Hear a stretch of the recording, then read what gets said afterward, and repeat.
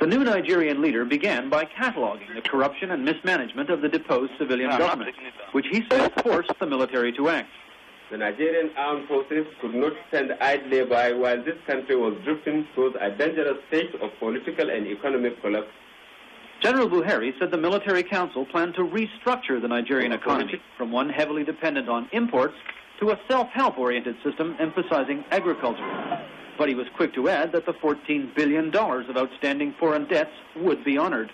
He said that as a major oil-producing nation, Nigeria would remain a member of OPEC. Changing the economy to improve the quality of life for the masses of underprivileged won't be easy. A chaotic blend of tribal customs, capitalist free enterprise, and a rampant black market, Nigeria seems to function with an energy of its own. Corruption, which the military regime has vowed to stamp out, runs from traffic policemen who impose bribes instead of fines to the top levels of state-run corporations housed in Lagos skyscrapers. So far, there seems to be widespread public support for the new rulers. The troops who swarmed over the streets when the coup took place on New Year's Eve have, for the most part, been pulled back to their barracks. But General Buhari declined to be specific on how long the military would rule.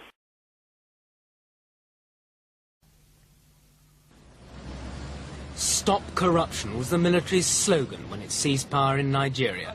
It's had some initial success. Roadblocks like these used to be manned by policemen, more interested in bribes than fines. But the corruption which flourished under the civilian government starts right at the top. Arsonists tried to burn down this Nigerian equivalent of the post office tower to try and cover up an alleged fraud. 2 government ministries were also burned down in suspicious circumstances. Ordinary Nigerians are understandably convinced that anything which goes wrong in their country is because of corruption. In the sprawling slums of Lagos, the people welcome the coup, because they know the wealthy spend millions of pounds on houses here and abroad. Some members of the civilian government are said to have banked tens, perhaps hundreds of millions of pounds abroad.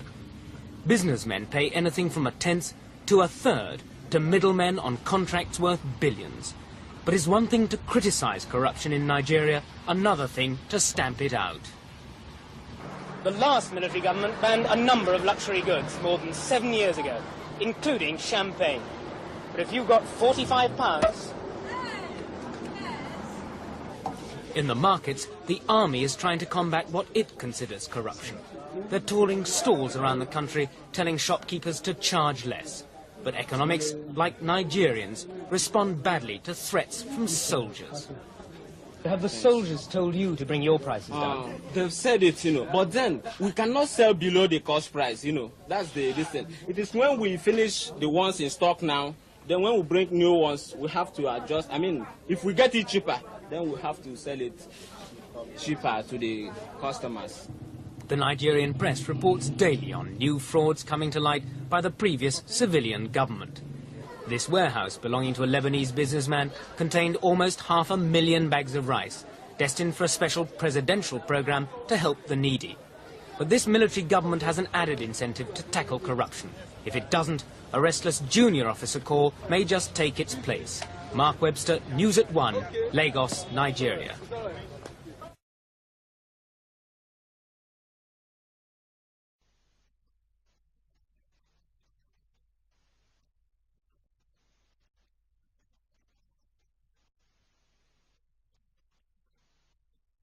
Digest it and put it down on paper.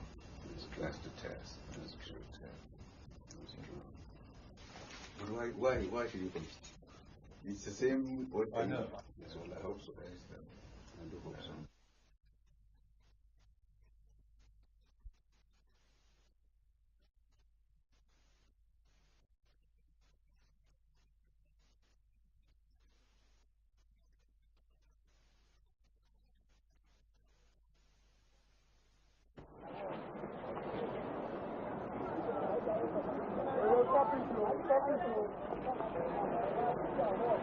On your personal merit and the confidence which the members of the Supreme Military Council have in your ability to discharge the responsibilities of a military governor, gentlemen of the press, the Nigerian armed forces could not stand idly by while this country was drifting towards a dangerous state of political and economic collapse through the continued ineptitude and insensitiveness of a political leadership who were apparently unwilling to change.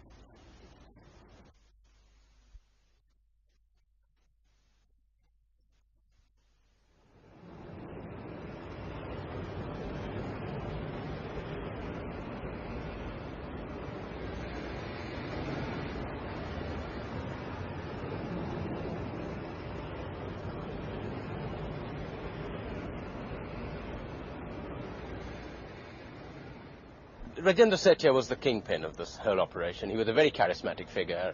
He had built up a tremendous reputation as a man who'd come back from the dead, as it were. You know, been made bankrupt once and then able to come back again and have this house here and in Darby Street and others.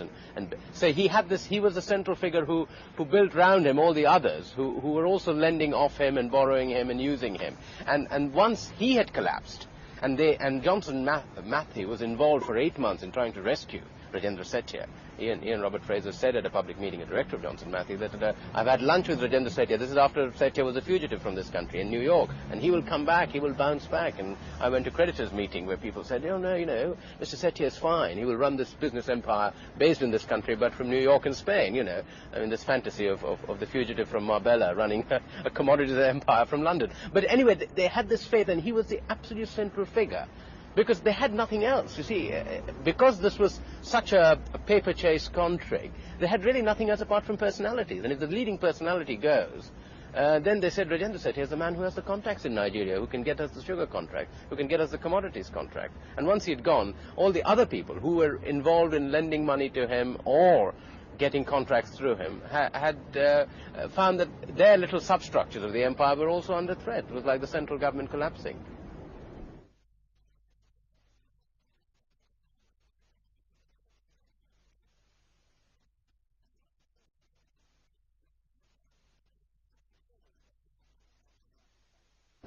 In normal circumstances, Johnson Matthey Bank would probably have been able to survive the Nigerian adventure. It should have been able to turn for help to its parent company, Johnson Matthey PLC, a massive group with substantial assets. I, Brigadier Paul Ufoma Omu, do solemnly swear that I will be faithful and bear true allegiance to the Federal Republic of Nigeria, that as a member of the Supreme Military Council of the Federal Republic of Nigeria, I will discharge my duties to the best of my ability, faithfully and in accordance with the laws of the Federal Republic of Nigeria, and always in the interests of the sovereignty, integrity, solidarity, well-being and prosperity of the Federal Republic of Nigeria, that I will not allow my personal interests to influence my official conduct or my official decisions, that in all circumstances I will do right to all manner of people according to law, without fear or favor, affection or ill will, that I will not directly or indirectly communicate or reveal to any person any matter which shall be brought under my consideration or shall become known to me as member of Supreme Military Council, except as may be required for the due discharge of my duties as member of Supreme Military Council. So help me God. Of allegiance. I, Group Captain Bolahan Mudashiru, do hereby affirm that I will be faithful and bear true allegiance to the Federal Republic of Nigeria, and that I will preserve, protect, and defend the laws of the Federal Republic of Nigeria. Oath of office. I, Group Captain Golahon Mudashiru, do hereby affirm that I will be faithful and bear true allegiance to the Federal Republic of Nigeria, that as the Governor of Lagos State, I will discharge my duties to the best of my ability, faithfully and in accordance with the laws of the Federal Republic of Nigeria, and always in the interest of the sovereignty, integrity, solidarity, well-being, and prosperity of the Federal Republic of Nigeria, that I will exercise the authority vested in me as governor so as not to impede or prejudice the authority lawfully invested in the head of the Federal Military Government and Commander-in-Chief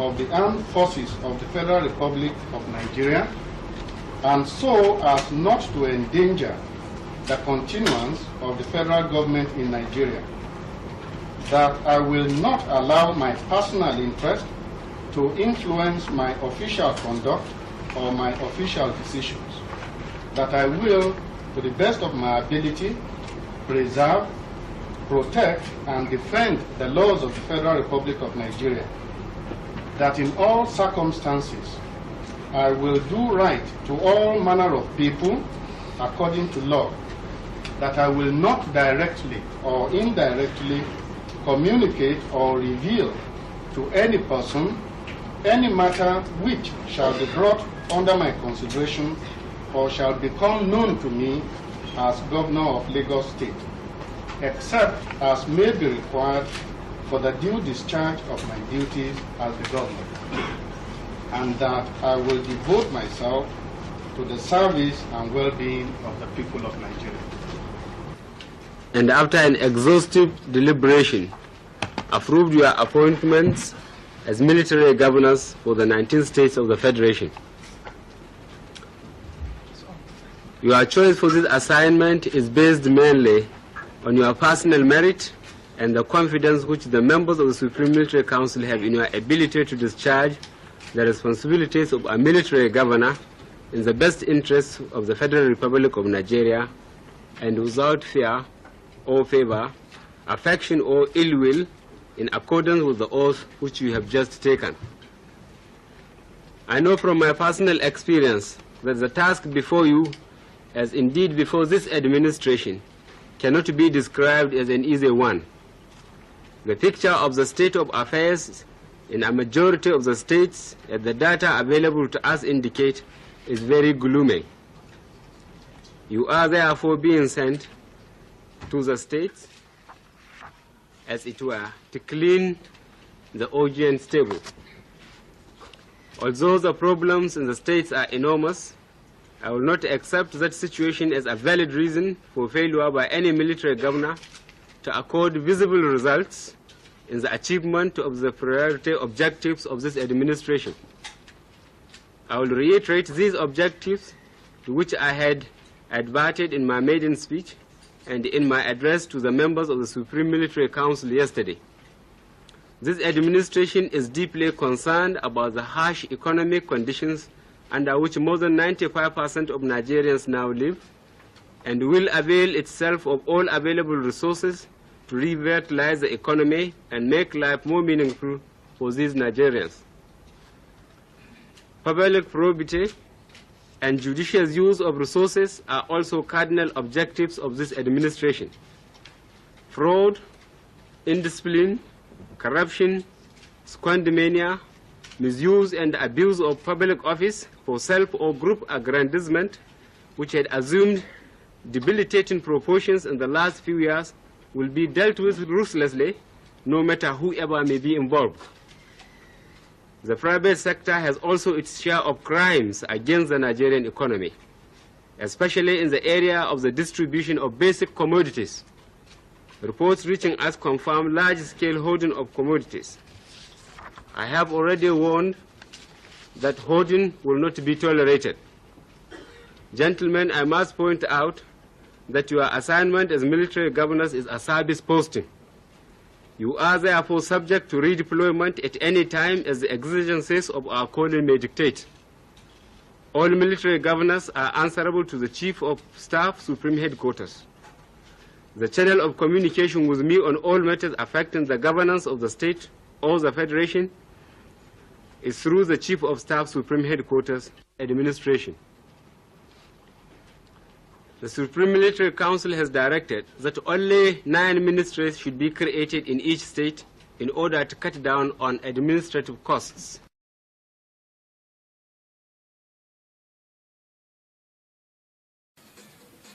Up to this moment, there has been no formal declaration of war against indiscipline. It is my pleasure, therefore, to declare today the launching day for the war against indiscipline. World banking sources said the debt repayment was the best news out of Nigeria since the coup. One said it means the new rulers are in business to pull their economy together. Certainly Nigeria's economic problems are immense. The largest black African country with 60 million people, but with rocketing inflation and unemployment. The reason, ironically, the country's previous strength, oil. As OPEC's 5th largest producer, Nigeria had become almost totally dependent on oil for no less than 95% of her wealth. And when the price collapsed and there was the world glut, so the Nigerian economy collapsed. From the days in '78 when Nigeria's oil production was 2.5 million barrels a day and the price $30 a barrel, the slump began. In 4 years, her output reached rock bottom in '82, but the price rose to its highest. Only with last year's OPEC price cut has the trend been reversed, but production is still less than half the peak, and the price is back where it started. With revenue slashed but spending still rising, Nigeria's debt spiralled from $2 billion in '77 to the present $14 billion, much of it the subject of crucial International Monetary Fund negotiations later this month. So apart from worldwide implications, why should Britain worry? Simply because Nigeria is one of our most vital markets, in fact our 10th biggest after the common market, America and Saudi Arabia.